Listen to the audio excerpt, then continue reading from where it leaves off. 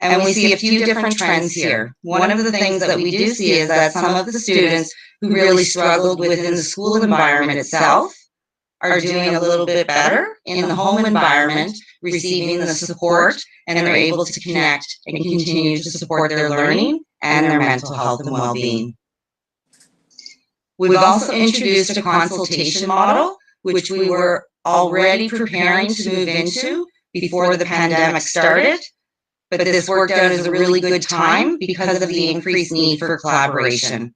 So at any point, the principal, vice principal, or school support counselor can email or just pick up the phone to consult with the social worker to talk about whatever's happening in terms of what they're noticing and discuss the next step that would be best to be able to support the student during this time. We've also introduced as part of the consultation model, it's a shared Excel spreadsheet form, and this is to also support the increased collaboration that's needed to be able to track what's happening with students, document the support planning, and be able to monitor and follow up on any follow-up actions and support that's required at the different levels. So some support might be provided by the school support counselor, some might be provided by the social worker, but they're able to continually collaborate and connect through the consultation model so that students are not falling through the cracks and we're able to provide a continuity of service. We have been focused on providing wellness check-ins, which involves providing immediate support for whatever the student is going through at this time, being able to provide as best we can an assessment over the phone, and connecting them with resources as needed. As a team of school support counselors and social workers, we've been meeting weekly, twice a week, once as a whole group, and once in a family of schools meeting. And these meetings have really been predominantly focused on communication to be able to support coordination and a consistency in our response so that we're supporting students consistently throughout the board as we adapt our means. We are primarily using phone and email to connect with students, and I'll talk soon about our plans to move into virtual care. Initially, to support the team, we developed some guidelines for contact with students and families because we realized the change and being able to only connect with students and families through email and phone. So part of the changes that we made was on the email for all school support counselors and social workers was we added what's called an email disclaimer. So that means that if a student or family emails our mental health team, they'll receive support that indicates that email is really for scheduling and connecting, and we list tier 3 resources that if they're in immediate crisis, that they can reach out for support. Our school support counselors and social workers continue to be available during the school hours, and they turn on their email responder anytime that they're not available. So that if someone is reaching out at a time that they're not available, they're going to get an automatic email response that will indicate when they are available again, as well as provide those community supports so that they can receive immediate support as needed. We provided modifications to suicide risk to be able to do this work over the phone and ensure that we're connecting students with immediate supports as needed. We continue to have capacity for violent threat risk assessment. So we're still able to, if we notice that there's a need or there's a threat, that we can still pick up the phone and call our community partners and move into that violent threat risk assessment if needed. We modified our tragic event response. This was a direct response to being able to support the loss of a student's parent in the Renfrew family of schools. And it was nice to see that we could quickly modify that response, which gave us some confidence that we'll be able to modify it and tweak it if we need to respond to different tragic events throughout this time.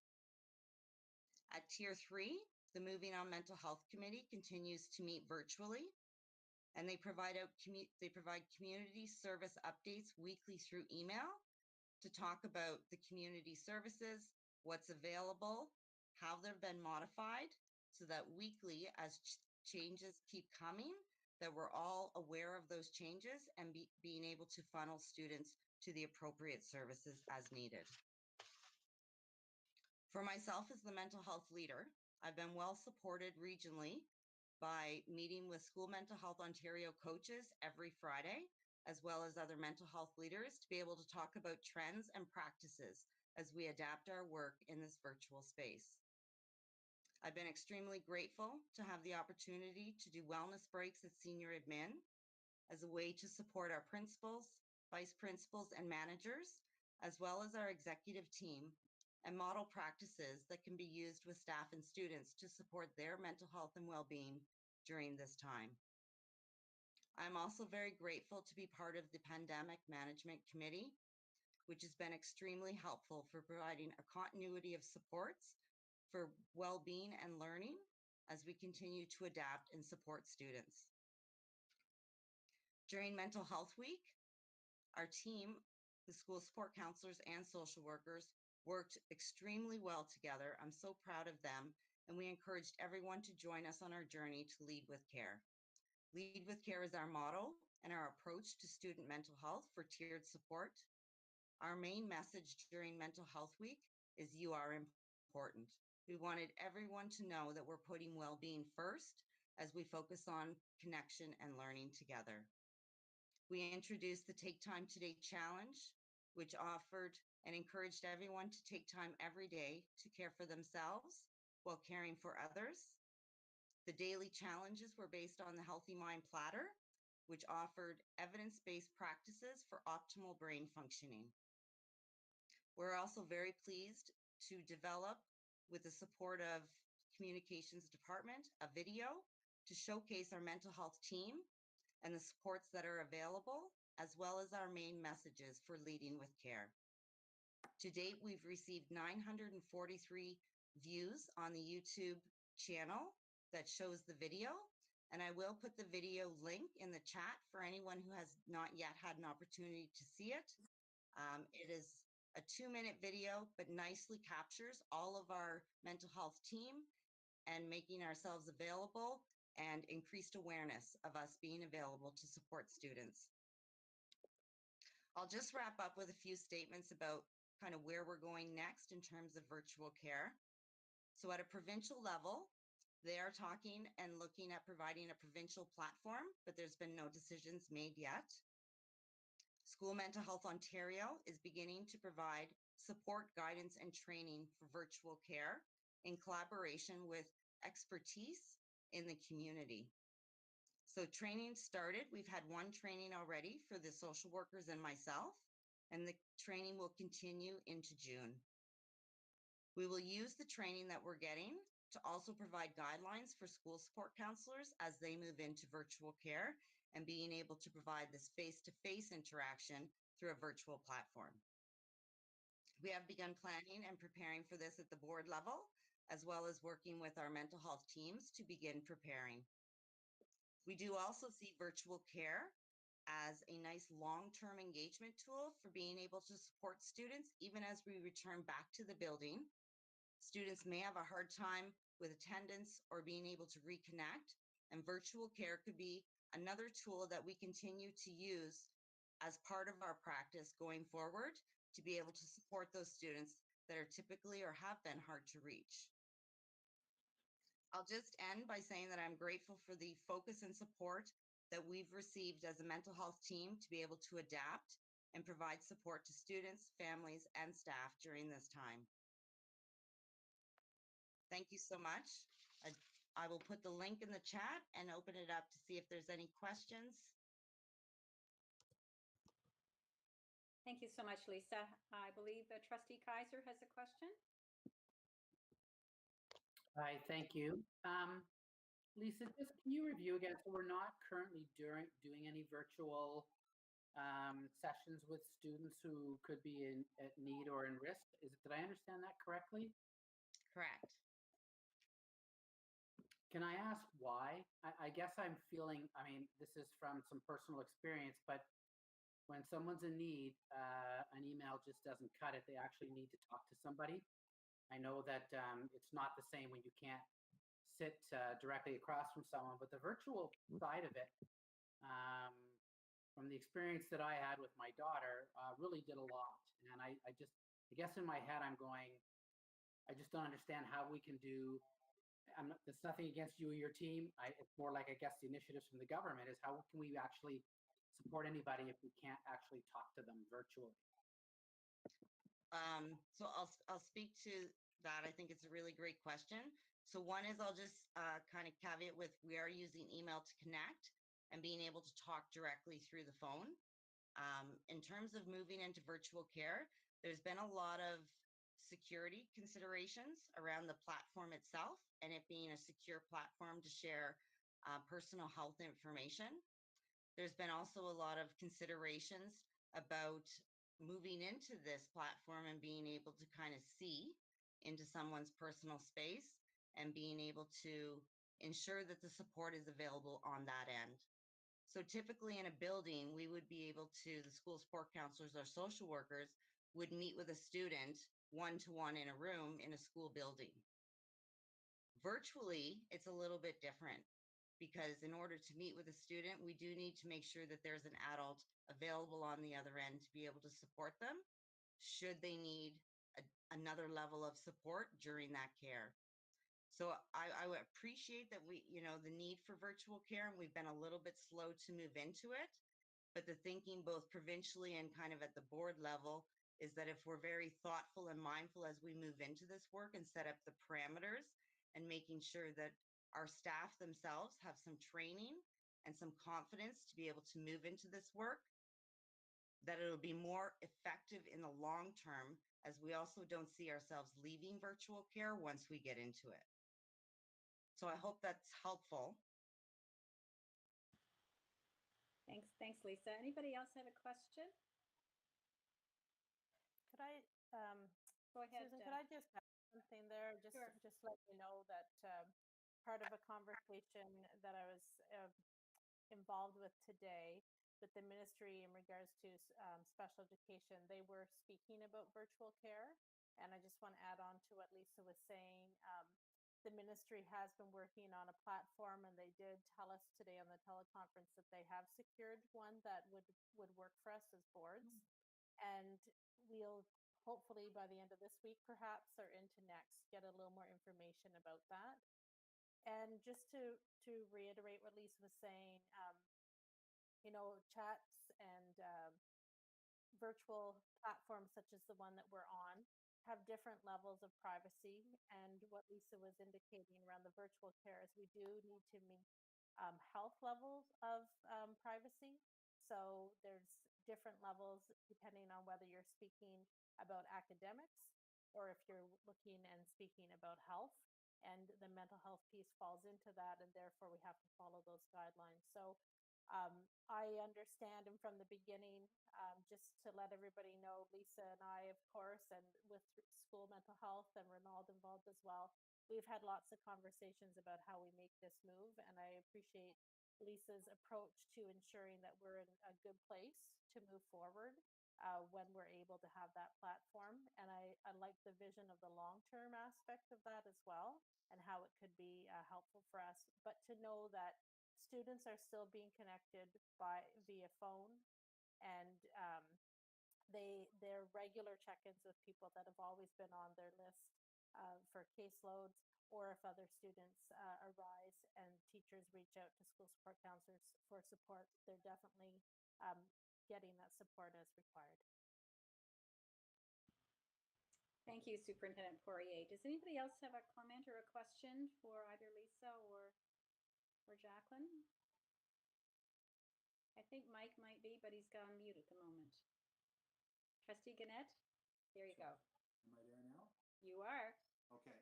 I guess Dave Kaiser's question is a good one, but I get the whole privacy issue that the school board's working on, because even in real life, face to face, we deal with that every day. But I think what Dave's looking at too is reassurance if there is some sort of an emergency, that there's Kids Helpline, there's the Phoenix Center, there's other things that depending on how quickly the response needs to be, there are other things in the community that I think that could be referred to that individual, even if there's just a text or email connection. So I respect the fact that Lisa's and the team is moving cautiously on this because of privacy issues. I guess it's the realm that we live in today in the new millennium. Thank you. Thanks, Trustee Gannett. I don't think there's any question. It sounds as if we are doing really quite well with our mental health and well-being support to our students. And I think it's comforting for us to hear the kinds of things that you shared today, Lisa, with us, so that we do know the kinds of work that you're collaborating and cooperating with. It's wonderful to hear that there is so much collaboration and working together. Not that I'm surprised at all, but it's nice to hear that it's doing really well. Does anybody else have any questions or comments before I kind of wrap up with this one? Okay, seeing none at the moment, I just wanted to add another comment about the support that I'm sure we had here in the Renfrew County, in the Renfrew family of schools, as you mentioned, with the recent loss tragedy of a parent. And I know we had a couple of students in our schools that I'm sure was just quite overwhelming. I have no doubt that we were able to support those students as well as the students around them and staff, because the Admiston area was a very close community, and I knew they would need that kind of help. So thank you for what your team has done with them and with all of our students across the district. It's great to hear. So thank you for that. Thank you so much. A pleasure to be here today. Thanks for your time, Lisa. Okay, I think with that, we'll move on to our next agenda item, which I believe Superintendent Cousineau is going to speak to. And it's really around the French as a second language expansion with some program changes in Deep River and in Madawaska families of schools. So Superintendent Cousineau, if I could pass it to you, please. Thank you, Madam Chair. You're quite correct in the fact that this is a follow-up to an update we provided in January. You'll recall a fairly lengthy conversation in January around the programs themselves. At the time, we had committed to meeting with the two communities in Deep River and Madawaska Valley, certainly to have information session around the implementation and to seek community feedback.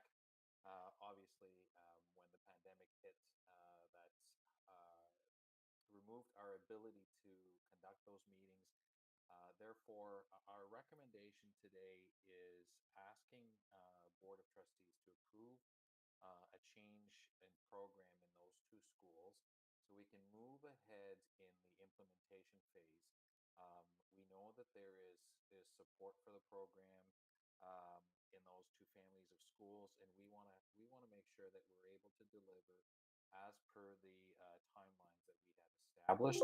Therefore, we don't want any delay in the implementation. So we feel that if we are able to have formal approval in the change of program in those two schools, and you see the recommendations at the bottom of the report, we can move to an implementation phase starting September.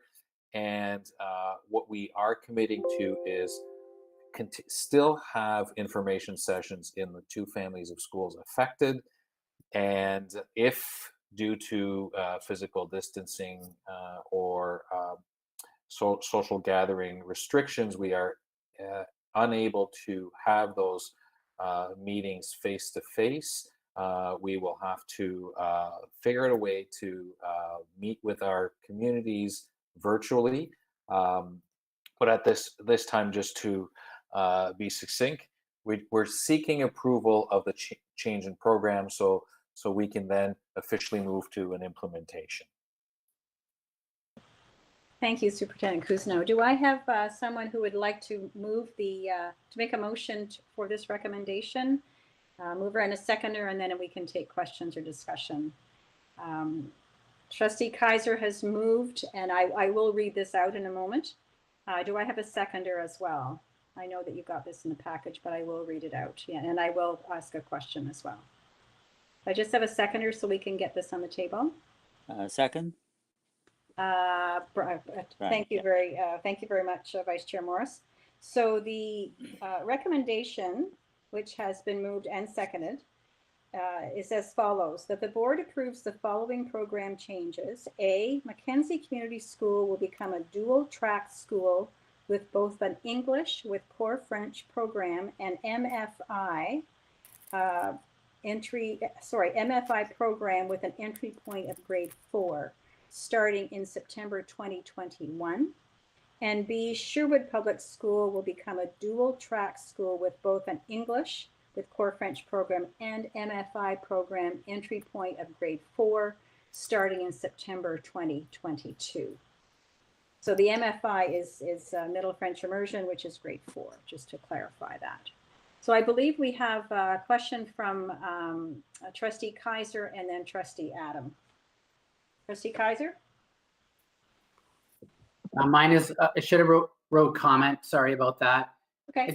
I just want to, I can only speak for the Madawaska family of schools. Just having attended some parent council meetings and whatnot over the past year and a half, I guess I'll say, there is a lot of support for the French immersion program in that community.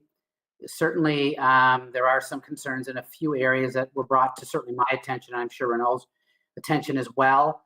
But overall, I think that they really will embrace the program, and I think that they, would prefer actually if it would be a year earlier. We're just not physically able to do that. The second thing is that in terms of the implementation, there's still going to be, hopefully I understood this correctly, some consultations with the community groups, probably parent council groups. I'm not sure exactly how administration wants to set it up, just to have and provide input from the community on the implementation. So we're not going to be asking, I guess, whether we can do this or not. We feel like we have that commitment already, but there might be some ideas and suggestions and input from the community on the actual implementation. I don't know if that was covered clearly or not, but at the end of the day, the community's kind of excited over it. I know that most of the administrators I've talked to are excited about it as well, and I think that at the end of the day, it's gonna make education services in that area better. And again, I go back to one of my key principles is providing access to those families that want this program in a community that previously didn't have access. So thank you. Thank you, Trustee Kaiser. Did you want to make a comment, Superintendent Cousineau, with respect to input from families? Most certainly. Thank you for the comment, Trustee Kaiser.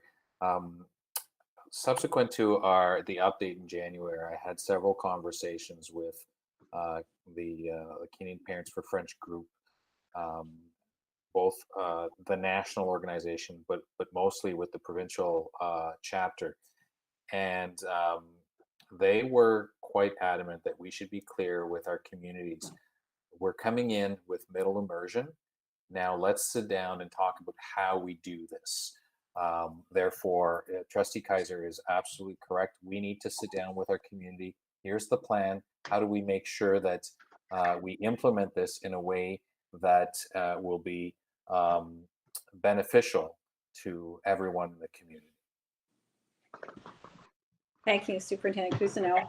I believe as Trustee Adam and then Trustee Edge both have comments and or questions. I'll turn it to you first, Trustee Adam. Thank you, Chair.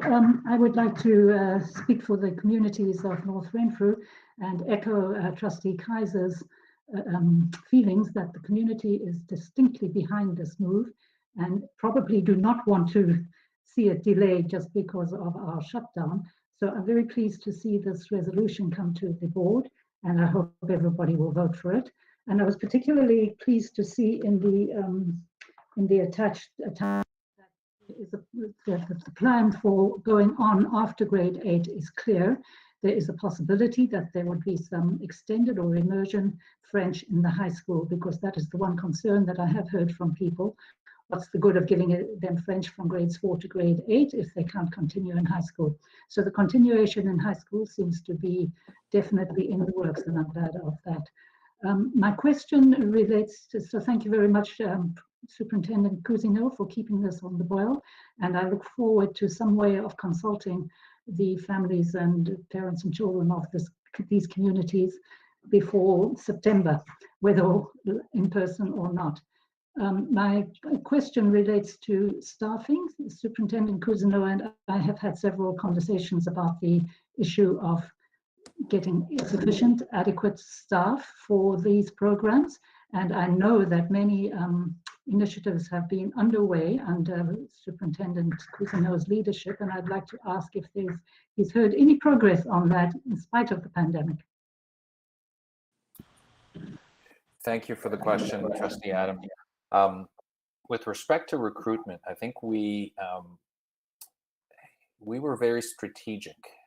Back in November of 2019, we established a task force to discuss staffing needs in our FSL programs, and we developed a very comprehensive recruitment strategy, which involved in the early days some advertisement in papers, both locally and nationally, a social media campaign. You most likely have seen our promotional video that was produced.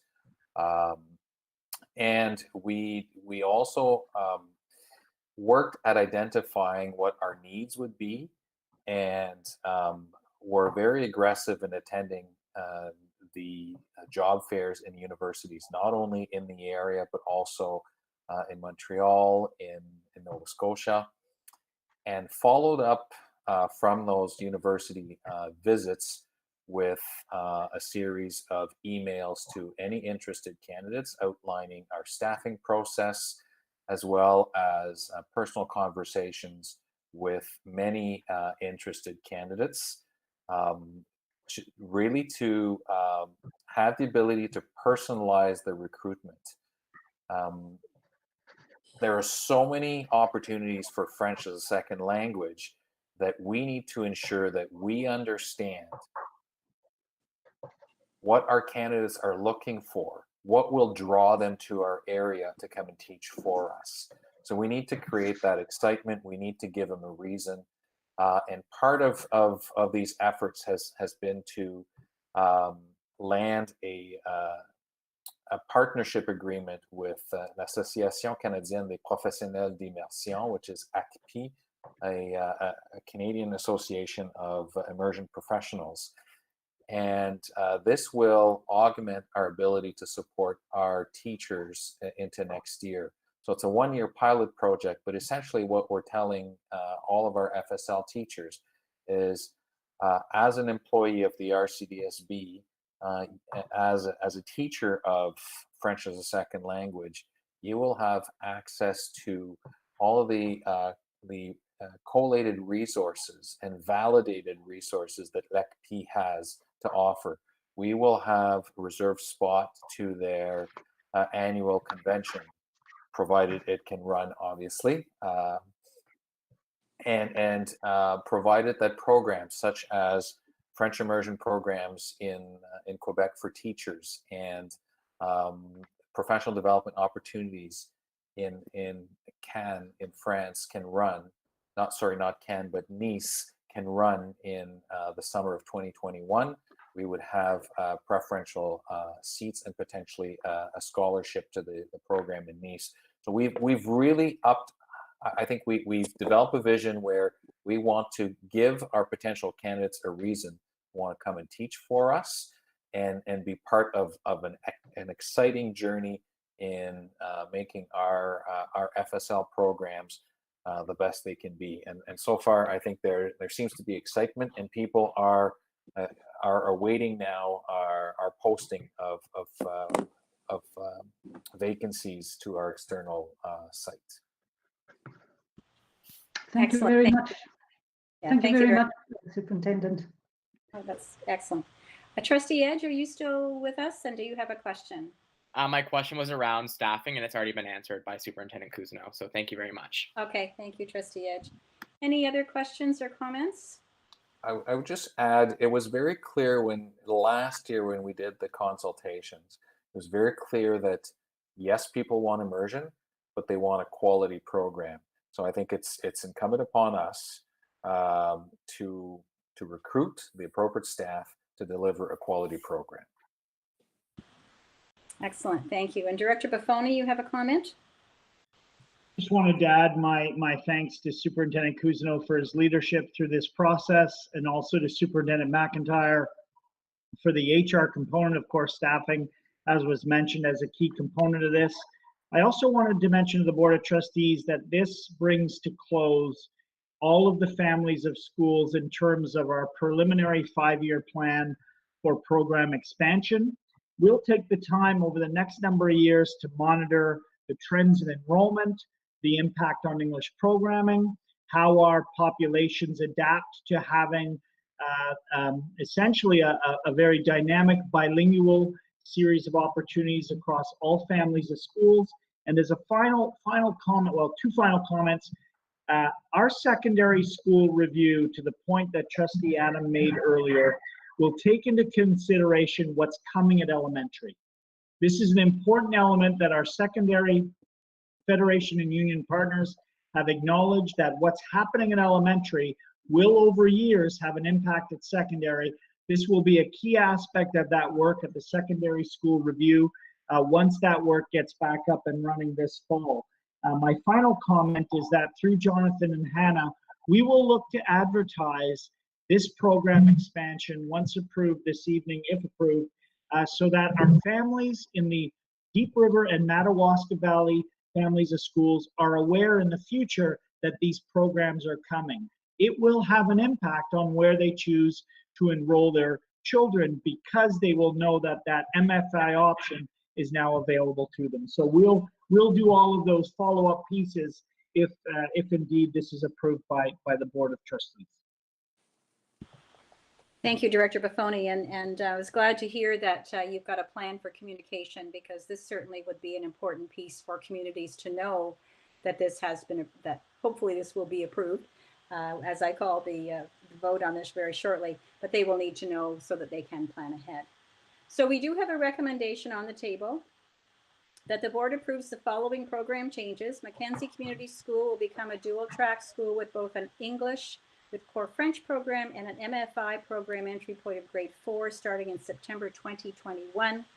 And Sherwood Public School will become a dual track school with both an English with core French program and MFI program entry point of grade 4 starting in September 2022. We do have a mover and a seconder. Could I have a vote on this now? All in favor of approving this?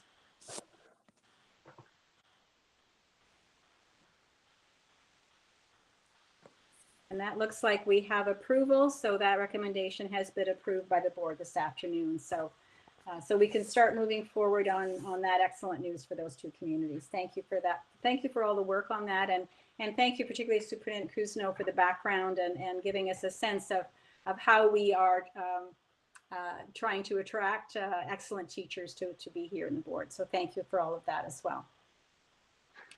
On to our third item this afternoon, Policy Review Committee update.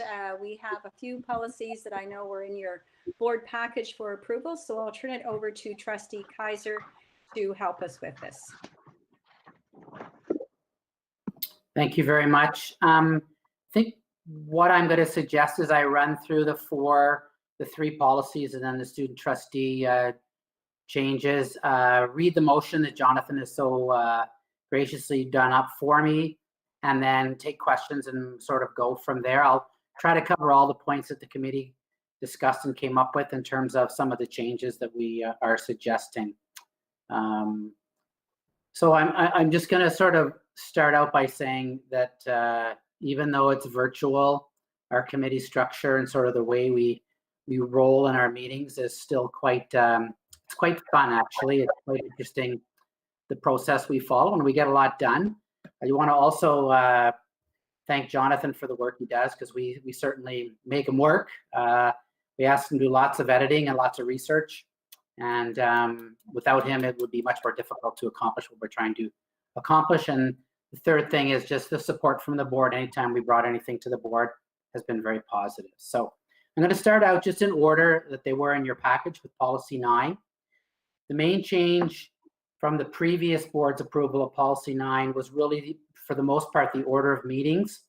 And you may have noticed the order of our meeting for tonight was, I think Susan was pretty straightforward to what we had set up. So in the package, if you review the order of meetings, there's just a couple of, I mean, it's really more the flow of how the meetings go, just in terms of we used to, I think, declare a conflict of interest before the agenda was approved, those types of things. And so we've kind of improved the flow, we believe.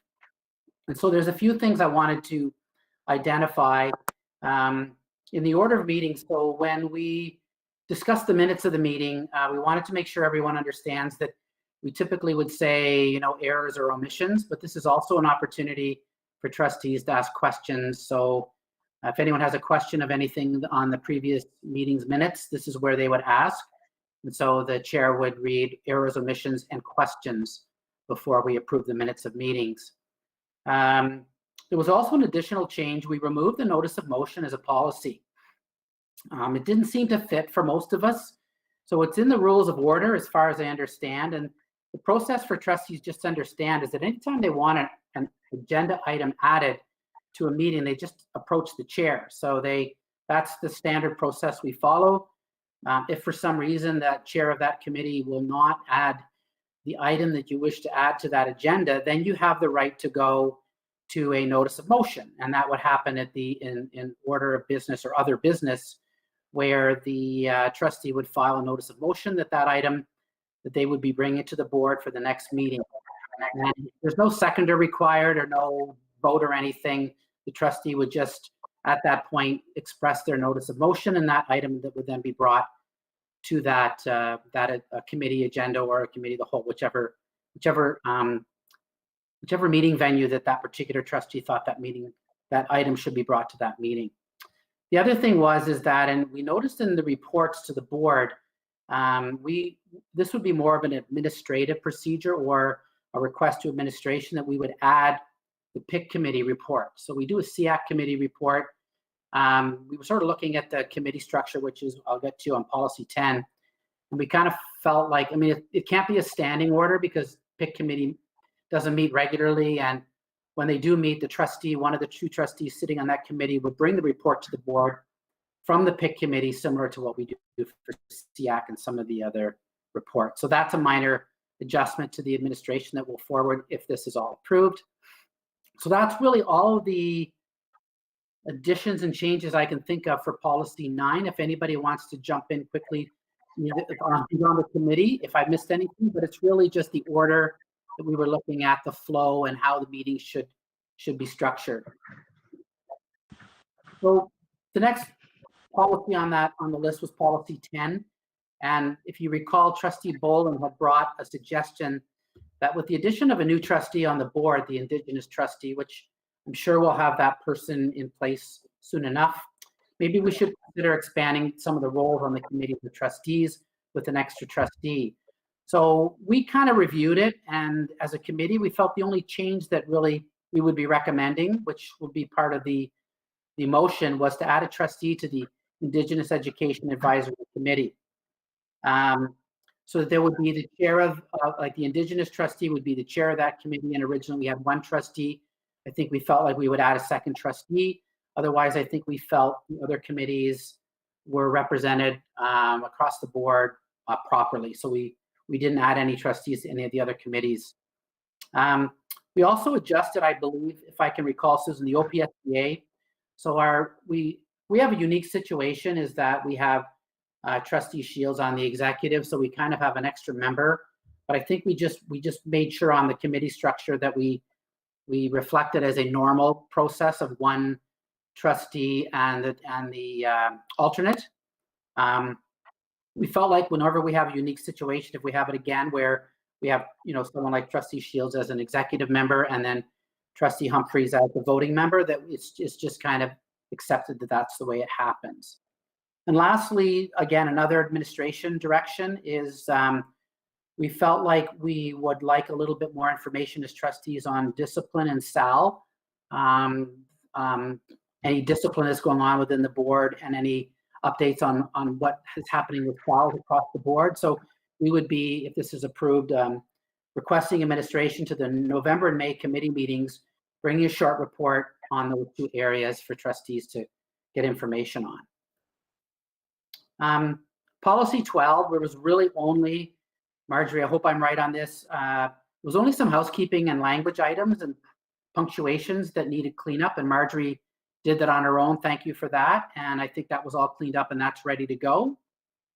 And the last item is the student trustees. I think for the most part, I think we felt there were a couple of areas that we wanted to update. At the end of the day, we just wanted the student trustees to be on the same field as the elected trustees. So, they have the student trustee code of conduct. Now they have the attestation that they're going to have to sign as well.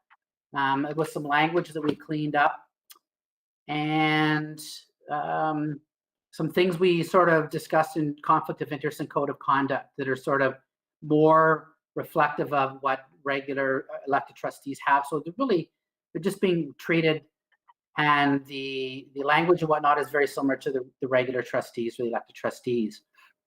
It was one thing that we kind of went back and forth on closed meetings. And again, I think originally on the policy, they were excluded from a certain number of meetings. Jonathan did some research for us on this. And so basically, in terms of closed meetings, student trustees are allowed to attend any closed meeting, as do the elected trustees. And that is now in the policy. And it's really, I think, if I remember correctly, Jonathan, part of the Ed Act as well. So we're just sort of making that consistent. So to simplify, kind of, it was to include the student trustees and everything that elected trustees are involved in. The other thing that we kind of changed was we had discussed, and again, we had the 2 student trustees attend one of our PRC meetings, and they were involved in the input on this particular review of the student trustee policies. The tiebreaker in student trustee elections. So originally on the policy, if there was a tie, there was just a secret ballot. I guess it was secret ballot or drawing lots. Sorry, they would draw lots.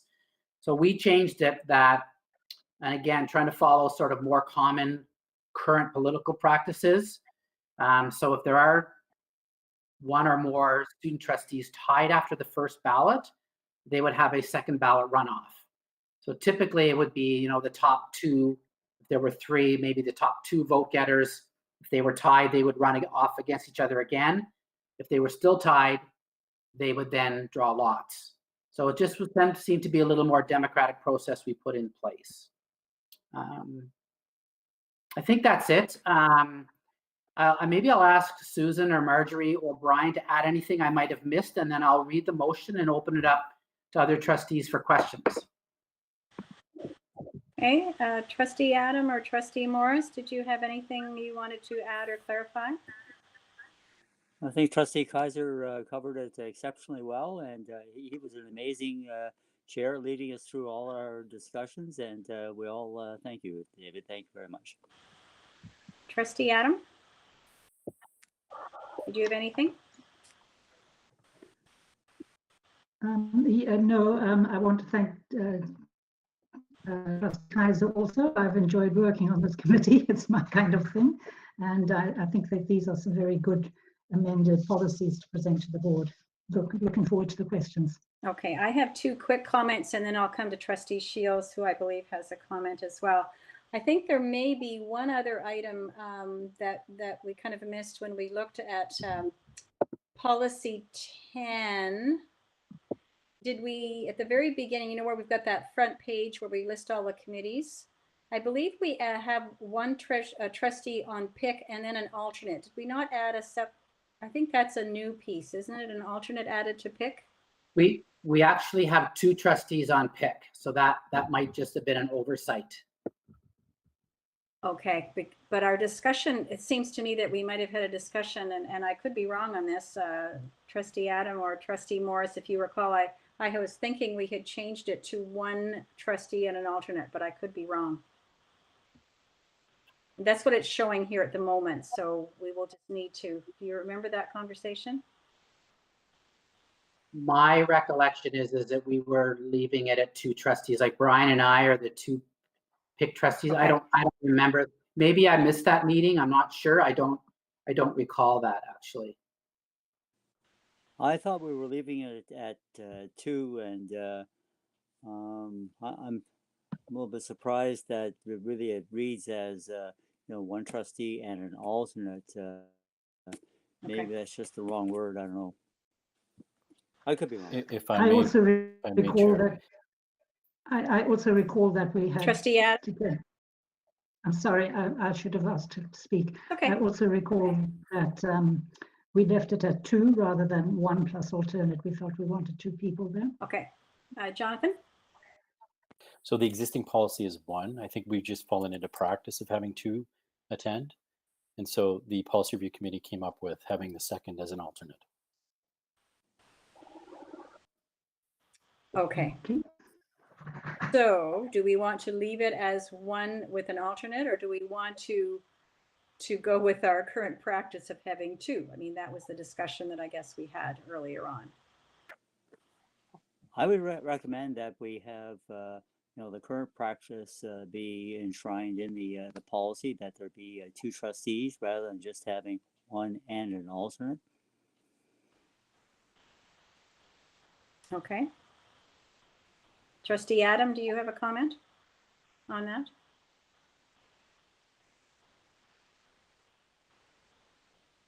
Yes, I agree with Trustee Morris, because I think that it shows that we value the parent committee and that we give it the same weight, if you like, the same value that we give to CF. Okay, so perhaps we should have the like we do for SEAC, 2 trustees plus an alternate. I only remember it as just leaving it at 2 trustees.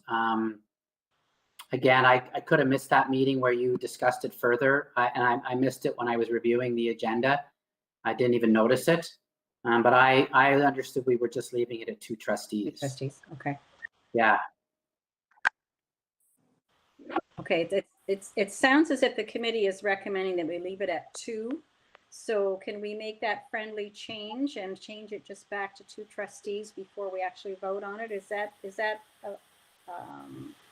that kosher, Jonathan, if we do that?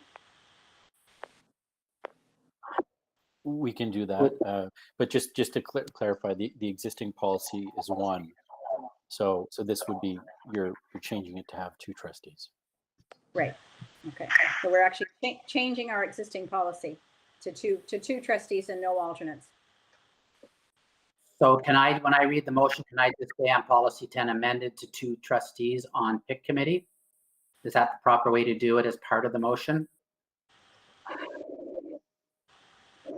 That's probably a good idea, just to do that. The other thing I would just make note, and I will come back to you, Trustee Shields, in a minute. Under the student trustee one, we had the conflict of, no, the conflict of, no, that's not right. The closed meeting session. There is one item that they are not, will not be included in closed session. And I think you suggested that they attended everything that a regular trustee did, but there's actually one item. And that's in the Education Act, I believe. So we do have that. Right. We do have it in here, so it's not really a problem. Trustee Shields, did you have a comment before we move on to our motion? Yes, I do. It's on the Ontario Public School Board Association policy part, and it's that's 3.4 for people that are looking for it. And under membership, it says 2 trustees, 1 voting delegate, and an alternative. That is actually an OPSPA policy. We get 1 representative, and the representative is not the voting delegate, it's a director. So you have 1 director and an alternate. The voting delegate is totally separate from that. Mm-hmm. The voting delegate is somebody that you can count on to be at the AGM where the voting takes place. And you have an alternate also to that, to the voting delegate. Because if you don't have a voting delegate at the AGM, you have no vote. Mm-hmm. So it should really read 1 director and an alternate, not 2 trustees, as I see it. So we should change that. Yeah, and plus you should add a voting delegate, because that's separate completely. But I guess the question for you, Trustee Shields, is the normal practice, though, that the voting delegate would automatically be the board of director, the director? No, no, that's not correct at all. Because right now I'm the voting delegate. And Right. that's because I'm on the executive and I have to run meetings at the AGM. So I have to be there. It makes sense for me to be the Right. voting delegate. So you can choose anybody to be a voting delegate. It doesn't have to be the director. It doesn't have to be myself as a member of the executive. Okay. So we need to do a friendly amendment then on that one as well. So we would have, under the membership of that would be, well, one director. Is that how you would suggest, Trustee Shields? Yes, one director and an alternate. And then a voting delegate and an alternate. And a voting delegate is separate from that. So Okay. So can we make that friendly amendment as well? And that's on, is that part of policy 10 as well then? Yes. Sorry. Yeah, Okay. it's under 3.4, under membership, under 3.4. Okay. Any other comments or questions about the four policies that Trustee Kaiser's brought to the table? So are you okay to make a motion then, Trustee Kaiser? So Jonathan, again, made one up for me. I'm going to amend it. Hopefully I do it properly verbally. So the motion is that the Board of Trustees with the Renfrew County District School Board adopt the following revised policies as presented. Policy 9, Board Operations. Policy 10, Committees of the Board, with 2 amendments. The first amendment being to pick trustees to sit on that committee. And the second amendment to be 3.4, changing the language to 1 director, 1 alternate, and 1 voting delegate for OPSBA. And policy 12, the policy making that we reviewed that Marjorie cleaned up, and that they adopt the new policy under student trustees as presented. Okay, so could I have a seconder for Trustee Kaiser's motion, please? Second. Thank you, Vice Chair Morris. Any further questions or comments before I call the vote? Seeing none, all in favor of passing the changes to these 4 policies?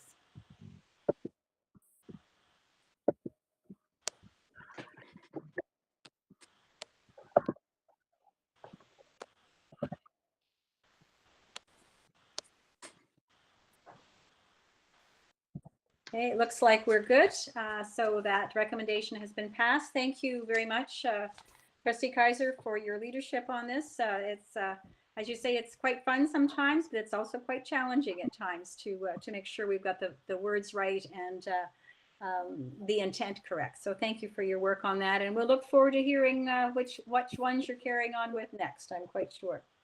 So thank you for that. Okay, on to correspondence then, I believe, which is our next agenda item. I would just bring to your attention, and I know I did share this out with the trustees, I believe last week sometime. We did get a copy of a letter from Chair Robin Pilkey, who is from the Toronto District School Board.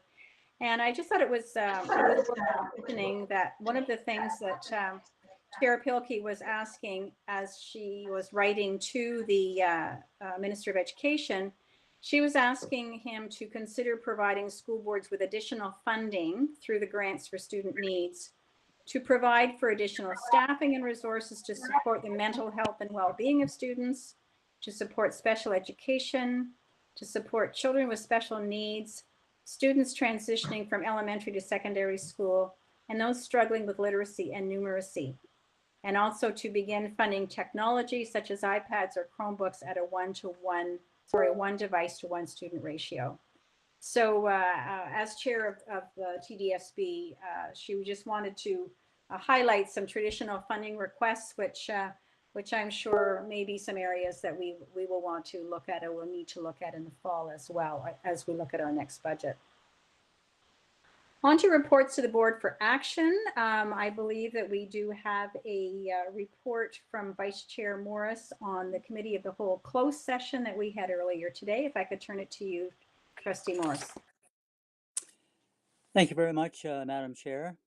The Committee of the Whole of Renfrew County District School Board met on May 26, 2020, and discussed the following item in closed session. Internal audit activities update. The following recommendations were made. Internal audit activities update that the Renfrew County District School Board Audit Committee received for information the May 20, 2020 Regional Internal Audit Team update. That the Renfrew County District School Board Audit Committee received for information the Regional Internal Audit Team Model Review Report along with the 2019-2020 Regional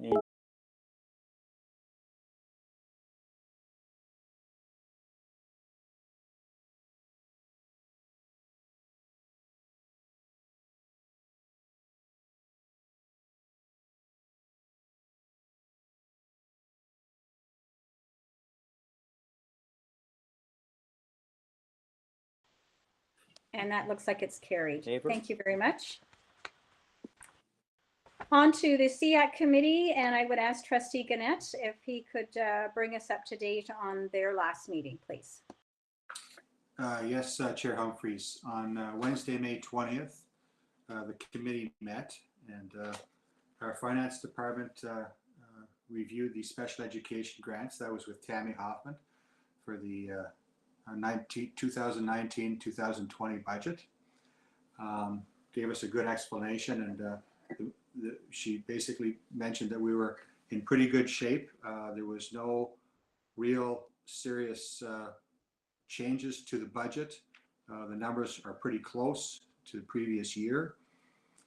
On top of that, we were also explained in that meeting the Student Care Initiative, which Dave Kaiser, yourself, and I believe Brian Morris have spearheaded.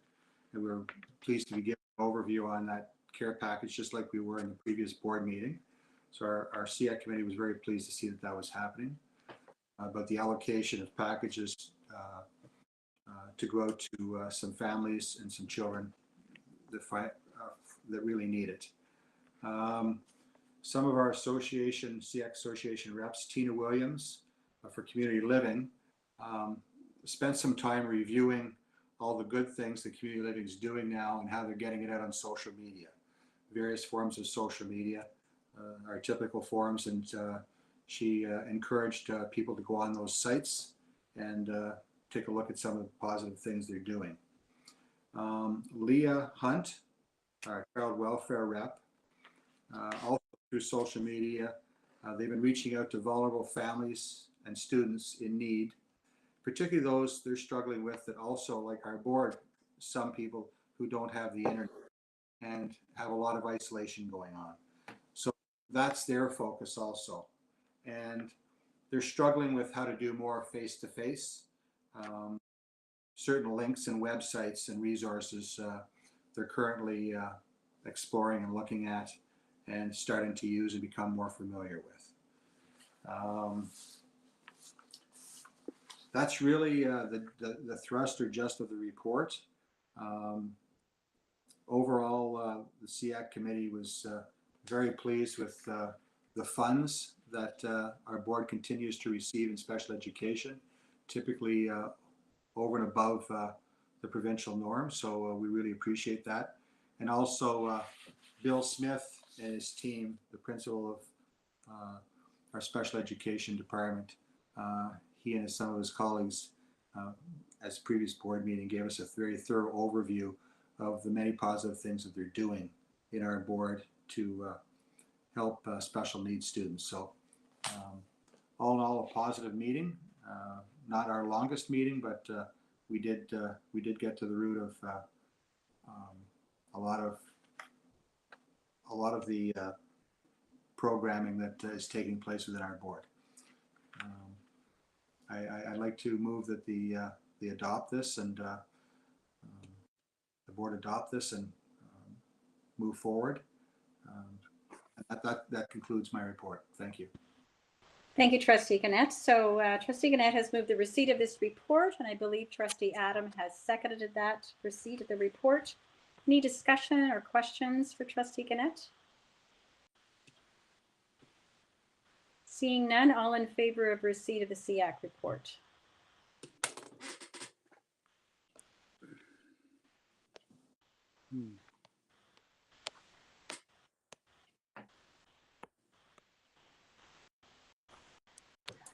Looks like we're in favor. Thank you very much for that.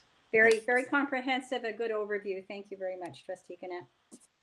Next, we have a report from the Audit Committee, and I'll turn it over to Trustee Adam as chair of that to present her report from a meeting held earlier this month as well. Thank you, Chair. The Audit Committee met virtually on Wednesday, May 20th, 2020, and discussed the external audit plan for the year ending August 31, 2020.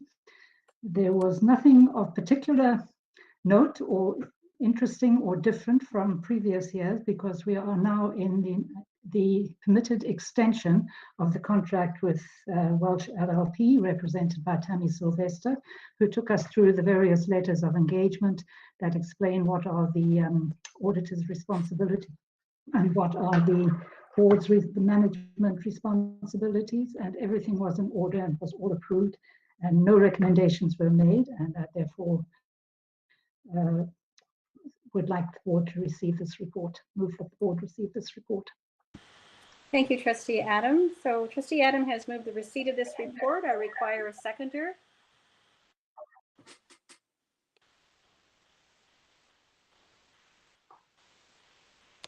Like Trustee Kaiser is seconding it, and all in favor. Oh, sorry, any questions or comments? Seeing none, all in favor of receipt of this report?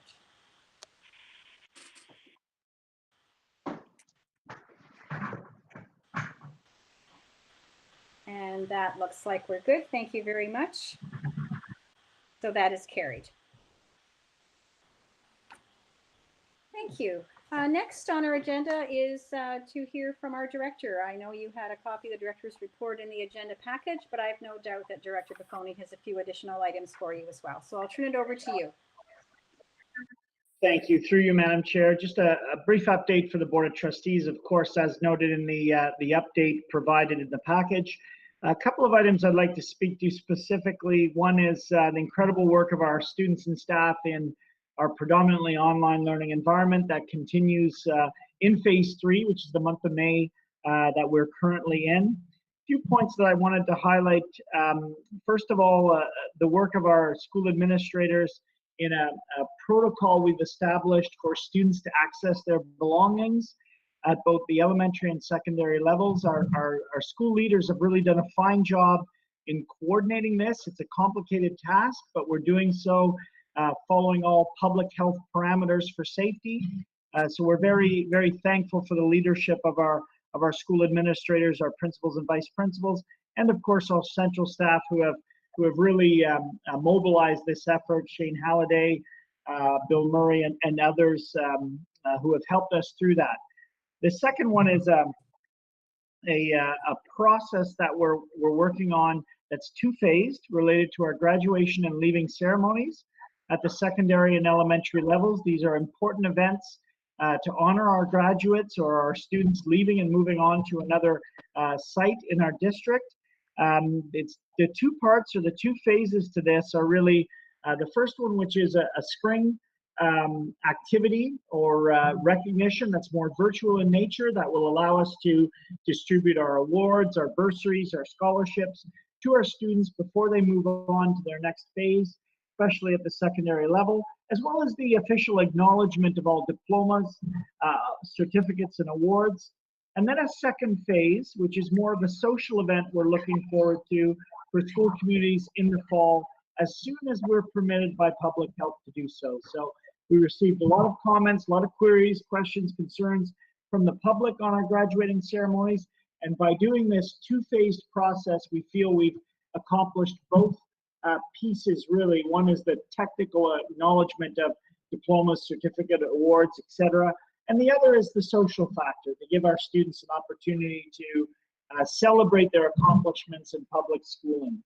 The very last comment I'd like to add in the phase 3 update is we're working through staff, of course, for transition planning processes for students moving from elementary through to secondary school, for instance, in order to ensure as seamless a transition into the fall as we possibly can. My final comment on this section is a note that there's a protocol we're beginning to work on for staff to access school sites within the last few weeks of the school year in order to access both their personal and professional belongings, whether that's a staff member who's simply really wrapping up the school year and taking care of their materials in their classes, or it might be someone who's retiring, could be someone who's moving on to a new position in the district. So we're working on a protocol to allow our staff to access sites. Our priority has been our students to date, but we're working on that additional piece. The real focus as we move into phase 4, the month of June, for our students will be readiness for success. And that is regardless of what pathway our students move on to, whether it's post-secondary, apprenticeship, college, university, or the workforce, or whether it's at their next school, their next grade, their next courses. That month of June will really focus in phase 4 on readiness for that next stage. That'll be a bit of the theme that we take to that last month of the school year, now that our provincial government has announced we will not be returning until the fall. With respect to appointments and our transfers of principals and vice principals this spring, we know that there's a number of appointments or transfers each and every school year. We did look to minimize it this school year because of the current pandemic we're in. We felt it was best to maintain stability at the vast majority of our sites because right now the access to those sites is not possible. So as you can see on the list, there's 6 changes in essence in terms of transfers and appointments. Gail Corbin as principal of Central Public School, Megan Robillard as principal of Fellows High School, Angie McGregor Stewart, who is the principal of Opiongo High School, and this was a previously interim position, Amy Johnson, principal of Pathways, Community, Culture, Caring, and Equity. That's a new system position. As you well know, in the last number of years, we've had some times when we've had a few principals come to assist us centrally. Valita Richards, for example, a few years ago at the elementary level to help us mobilize a lot of the well-being piece. This is Amy Johnson over the next few years in helping us, in particular through our secondary school review upcoming. So we're really excited about that new system position.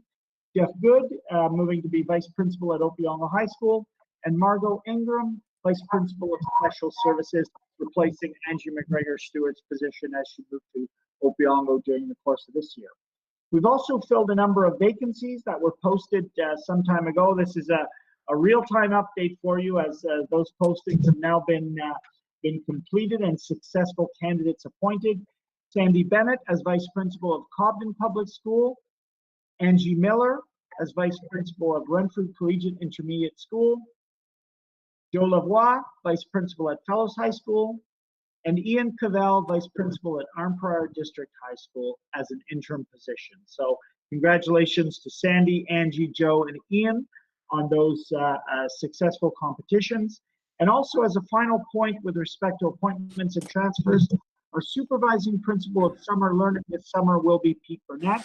Very important position this summer, especially in the context of our current pandemic. And also our summer booster principal will continue to be Lisa Murphy. So wanted to provide that update. And as a final point, wanted to share, very proud of our staff. We've had approximately 6. I know Superintendent McIntyre will correct me here if the number is inaccurate, but I think we're up to 6 individuals who have volunteered for redeployment somewhere in the community or the county, pardon me. So that's a number of district staff who've volunteered their time and effort this spring as a selfless gesture on the part, thanks Brent for that, on the part of members of our staff. It speaks volumes for their care and commitment during these unprecedented times. And they have filled in the ministerial form for voluntary redeployment in order to help a broader societal effort to assist agencies, organizations, or other sectors in need. So we'll work through the process the ministry's put in place to ensure those staff members have that opportunity to be redeployed if there is a need, and of course, be able to recall them if we are to resume work in any capacity where they are required on our behalf. So a wonderful gesture on their part, as mentioned. And through you, Madam Chair, that concludes key points of my report. Excellent. Thank you for those updates, particularly those hot off the press updates of vice principal positions. And I think we're all thrilled to also know that Pete Burnett and Lisa Murphy will be kind of leading the charge in summer learning, because we anticipate that there may be some ramping up of some of that opportunity as well. I guess we don't really know as yet. Does anybody have a question or comment for Director Buffoni before we move on? That's great. Thank you so much. And thank you again for the work and the leadership that you provide, I know, for your senior team. And it's wonderful to see the work that's happening. Certainly, I see lots of it on Twitter and Facebook. Nice to see the principals getting things ready for their students to pick up their materials from schools. And I'm glad to see that we have a plan in place for graduations, because that's such an important piece for our students. And the trustees will know that we expect that the trustees will have a role to play at those graduations in June as well. So we'll stay tuned on that, because we normally do have the opportunity to attend some of those at least. So we'll look forward to hearing more about that. Okay, on to the chair's report. Sorry, did somebody have a comment? Okay. I'll just move on then. Chair's report, I really didn't have anything to add. With the meeting every 2 weeks, it's a challenge to do any kind of an update that you haven't already heard about. So I chose not to do a report this board meeting. The student trustees, I don't believe either one of us, either one of our student trustees are with us this afternoon. I did want to just comment that I did hear from Trustee Abbott, though, briefly, and there was a provincial conference this last weekend, which he was involved with, of course, virtually, obviously. And he did comment that there were a number of excellent professional development sessions, and I believe he was leading one of them, and that our new incumbent student trustee was also able to attend part of it. So that was an interesting sidelight as well. On to an OSPA update. We did have a board of directors meeting last Saturday. Trustee Shields, I don't know if you would like to make a couple of comments. I have a few things as well. So I'll turn it to you first if you have anything you'd like to add. Thank you, Madam Chair. I think we're in a world of speculation right now. When will we start up? What will that look like? How can you achieve distancing? Will you have alternate days?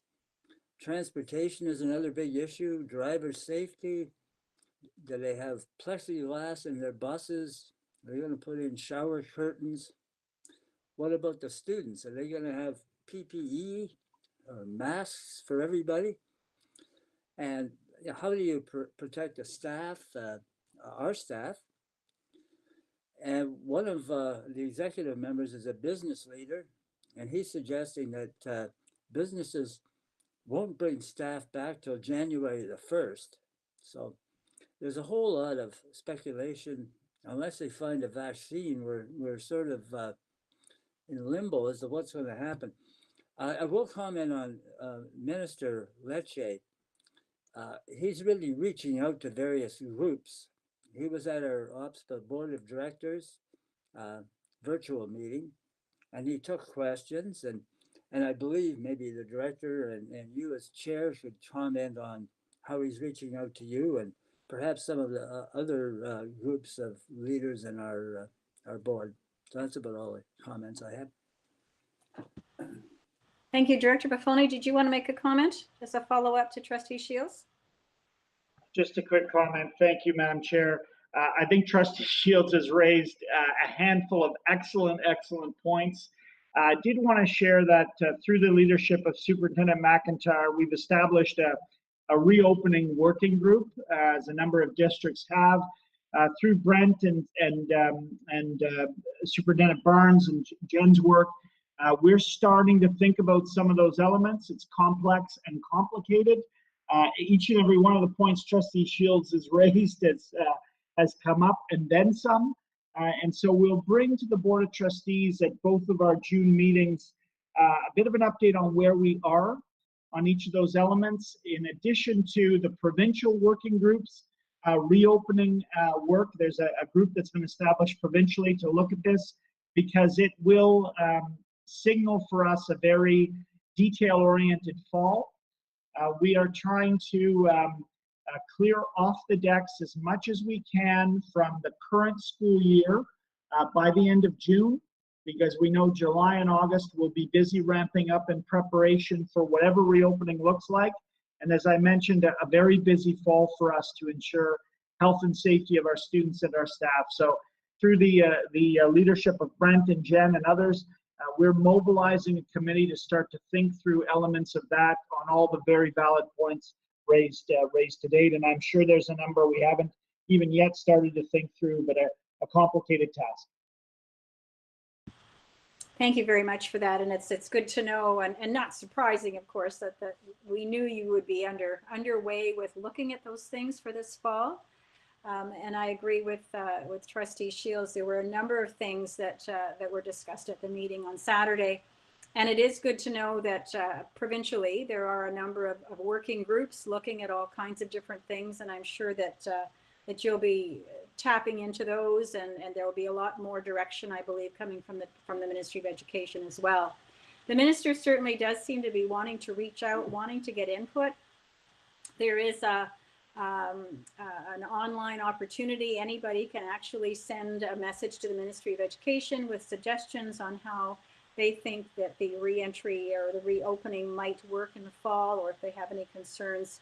He also, he did have a conference call last week with the board chairs across the province, and he's committed to doing that, if not weekly, bi-weekly. So again, will be an opportunity to ask questions or provide input. And so I guess I would suggest to the trustees and to the administration as well, if there's something that we want to ask or comment on, I certainly would be happy to take that to that opportunity when we do have those conference calls. And I think the couple of calls that we've already had, I have done a summary up for the trustees of the Q's and A's, and that's been helpful to at least get a sense of where his head is at, and the Deputy Naylor is usually there as well. I would just add a couple of other comments from the Board of Directors meeting on Saturday that you might be interested in. One with regards to the fact that OPSPA has been successful in applying to have 2 or 3 master's level students in applied political science. They're from Sir Wilfrid Laurier University, actually. And they're going to do a summer research project on equity of access to K-12 education as a result of the pandemic. So they're going to be reaching out to school boards to look for information as well and provide that as a bit of a summary to OPSPA. And I think that will help us as an organization, a provincial organization, to then develop our advocacy role with regards to how we may want to move forward on that. So I thought that was an interesting piece. And a couple of other things just around the grants for student needs. As we know, we still have not received those. The minister, certainly indicated that there was likely going to be an extension, because as you know, normally it's done by the end of June. It's not likely it's going to be difficult to achieve that date, let's say. So hopefully that will give us a bit of an extension. The other piece I'll mention for the French as a second language, and I know Superintendent Cousineau may be interested in particular about this. We know we've got a current labor market partnership project that's been ongoing, but in addition, the provincial government and the Federal Department of Canadian Heritage have signed an agreement with OPSPA for 3 funded national projects to support recruitment, hiring, and retention of FSL teachers. The first phase to run from April 1st, 2020 to April 31st, 2021. So that'll be interesting as well. And then finally, our OPSPA AGM, which would normally have been, I believe it was the second week of June, is going to be pushed until the fall. It likely will be virtually. We haven't got a date set for that as well. So I will forward some comments or some notes to all of the trustees and administration about from the OPSPA board meeting last Saturday. There's 5 pages of information, but I think you'll find it quite good reading. And again, you can kind of get a sense provincially of where people are thinking. So thank you for that. Do we have any new business that anybody wants to put on the table?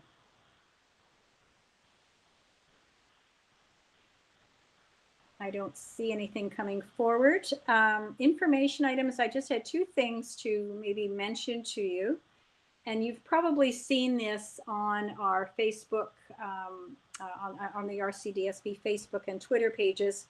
But we've had a lot of interest in the Boat Smart certification that's available to students in our board through their specialist high skill major project. And there's quite a bit of interest in that as we move into summer, of course, and the course is free for them. So that's a big benefit because there is a cost to get that done normally. So that Boat Smart is quite an interesting one. And then also as a reminder for students too, the OSAP applications are now open. So for any students who wish to apply for OSAP funding, they would visit the Ontario government site to look for that. Are there any other information items that anybody wants to share? Okay, I think we're good. Just before I adjourn the meeting then, I just do want to remind people that we do have another board meeting coming up in 2 weeks on June the 9th. And originally we had one also scheduled for June the 16th. And I think at this point, it probably makes more sense to move it to the 23rd so that the board meetings will be 2 weeks apart. Originally, we had set it that week earlier because the following week is normally graduation week and we're all pretty busy going to various schools. So this year will be a little bit different that way. So if you could just mark on your calendar that our next meeting is Tuesday, June the 9th, and the following meeting will be Tuesday, June the 23rd. And there likely will have to be a meeting probably sometime in early July with regards to budget approval, but we'll play that by ear as we go through. And so with that, I will adjourn the meeting for today for Tuesday, May the 26th. Thank you all for being able to join us and for being patient and helping us work through our agenda. I think we had some excellent information today. And with that, we'll adjourn the meeting.